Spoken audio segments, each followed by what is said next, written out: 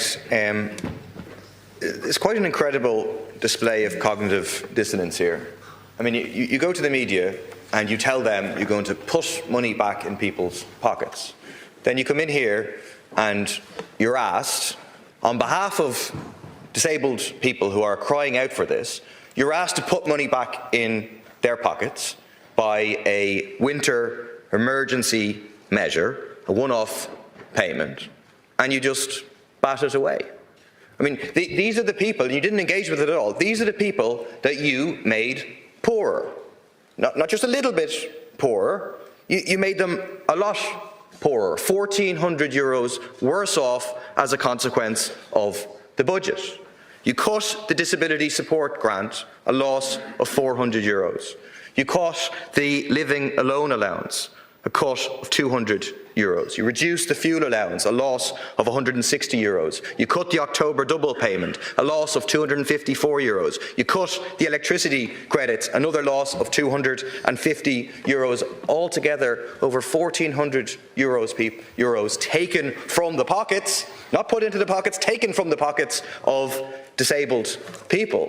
And yet then you still think you can go to the public and say, oh, don't worry, we're going to put money back in people's pockets. The excuse before the budget from your predecessor was to say we don't need cost of living payments because, quote, inflation has now returned to normal rates. Well, we know now that that was a load of nonsense.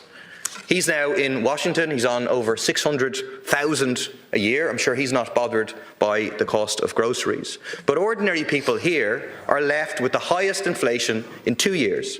They're out preparing for Christmas and they're seeing the reality of still soaring grocery prices, over 4% food price inflation, 3.3% energy price inflation. It's going to be a cold, hard Christmas for a lot of people. The cost of 1,000 litres of home heating oil has shot up. And yet a country with a massive budget surplus, a rich country, you had a budget that made everyone poorer, except if you were a fast food giant, if you were a multinational corporation, or if you were a developer. But in particular, it hit the poorest and most vulnerable the hardest. The bottom 10%, as a result of the withdrawal of one-off payments, they had an income decrease of 4.4%. The next 10%, a loss of 3.9%. But then this particularly cruel approach to disabled people, abandoning the promise to introduce a permanent cost of disability payment, and then withdrawing the one-off payments. They're not going to take this lying down. You're telling them, no, everything's great. We've actually improved disability services. All the organisations are screaming at you saying, we need an emergency winter cost of disability emergency payment. They're going to be in front of the Dáil, the Irish Wheelchair Association, Disability Federation of Ireland, Access for All, together next Tuesday from 12:30 to 2 p.m. Please don't continue to be Scrooge, don't continue to be Grinch.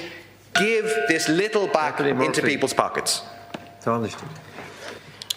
Well, firstly, I don't remember you welcoming budgets where we brought in cost of living measures before the election. You're kind of opining, wishing we were brought in, wishing you had the budgets of the last number of years. I don't ever remember you supporting measures that we brought in this House over the last several years to try and assist people at a time of extraordinarily high levels of inflation.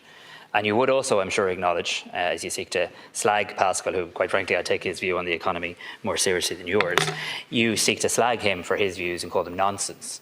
There's a reason the World Bank hired him, because he knows a few things about economics. That's the first point. You would surely acknowledge that while we'd like to see inflation fall further, that inflation both in Ireland and in the Eurozone is at a much lower level than it was when those cost of living packages were brought in. I mean, the inflation was off the Richter scale for a period of time. And it may be your position, in fact, in fairness to you, I think it is, you're quite clear about it, that you want to have two annual budgets, effectively. A budget that runs from now to kind of Christmas, and then another budget that runs next year. We can't run the economy like that. We just can't. It's not sustainable. We have to get back to an annual budget. And that's what we said we were going to do, and that's what we have done this year. You talk about a cold winter, and really I'm conscious that people look in on this from home, and I want to talk to those people too. I want them to know that there are a number of measures in place to help people with energy poverty this winter. If you're an older person, perhaps living alone, this week you will quite rightly have received a double payment in relation to your state pension. You will receive the fuel allowance, which is now up to over €1,000 a year. That fuel allowance due to go up again in the new year. You'll see the household benefits package in terms of that cost coming off your energy bill worth, I think, over €400 during this period. And we've reduced the VAT rate, which other parties proposed allowing go back up, including some thought the VAT is to go back up in April. We didn't. We've extended that for quite a number of years more. But you make these snide comments, Deputy, and I know we have different political views, but all you care about is helping the multinationals. Did you see the Exchequer returns yesterday? Like, what do you want us to do? Send the jobs and the money back somewhere else? We're very proud to be a government that is pro-enterprise, and we're going to continue to pursue policies to keep jobs in Ireland, to keep revenue in Ireland, because that is helping to fund the country. It's helping to provide so many employment opportunities, including in your constituency. So you're getting very close to the kind of "Asher, send them all away" brigade. We need to continue to make sure we support policies in this country that attract the jobs, because there's many people in your constituency and mine that got in a car this morning and drove to work in one of those multinationals that you kind of just dismiss our support for as though it's irrelevant. And then you also say your support's for developers. Like, you like to call them developers because that's, in your view, a dirty word. I like to call them people who build houses.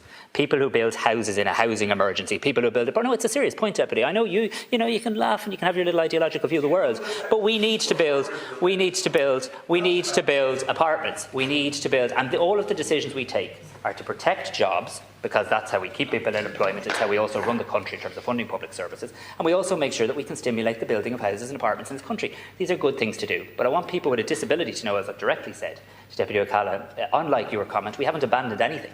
Work is underway in relation to a cost of disability payment. And as recently as this week, organisations representing people with a disability didn't need to stand outside the gates. They were in the department helping engage on this very payment. Deputy Murphy. What a battery from the Taoiseach to avoid the point. Taoiseach, can you yes or no question? Your budget made almost everybody in the country poorer. Yes or no? Yes or no question. Your budget made those who were poorest, they were affected the worst by the budget. Yes or no question. Your budget left disabled people substantially worse off. The answer to all of those is yes. I'm interested in hearing you try to spin how the answer is no. You ask, what do I want you to do?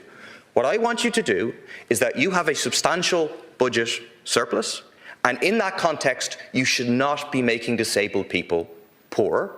That was a mistake made in the budget. You agree to it, presumably, and I am appealing to you in the days running up to Christmas to use the resources you have to reverse that decision. Do not make disabled people poorer next year. Therefore, do what they are asking of you and introduce an emergency, one-off winter payment. It's very, very simple. That's what I'm asking. It's a political choice for you to do that or not to do that. I don't know if you're suggesting doing that somehow all the jobs will flee the country. Is that the kind of scaremongering you're engaged with? You can make a choice not to drive these people, who are many of them living in deprivation, not to drive them further into poverty when we're a rich country, when we have a substantial budget surplus. No, the point I'm making is very clear. You stand up and you make snide remarks about supporting multinationals or snide remarks about supporting developers. I make the point that that's about supporting jobs and building homes. That's the difference between your ideology and ours, and you're proud of that difference and I'm proud of it as well. We have a different view in relation to this. The multinational jobs in this country are important. They help actually fund, through income taxes and corporation taxes, the running of this state, and it's a bloody good thing we have them, and we need to work to continue to make sure we attract investment into this country, particularly at such a volatile time, because you know how you make people poorer in the country. You make people poorer by actually just continuing to go along on the hope that everything's grand and wake up one day and realise that actually the fiscal vulnerabilities that are in the paper that I published yesterday in the Department of Finance have come to be realised. We're not planning on opening the budget process again, because we're delivering one annual budget. Within the context of the budget that we've delivered, we have delivered a progressive budget. The budget documentation shows that it is a progressive budget, helping those most in need over those who have the most. That's the budget that we ran. That's the budgetary process, progressive budgets that we'll continue to run. And in the context of that, we've made a number of decisions to increase weekly supports to people with a disability, to invest significantly in services for people with a disability, and now work is underway in terms of the development of a cost of disability payment, and we want to work in partnership with representative groups and political parties in terms of getting that right. Understanding our 38A.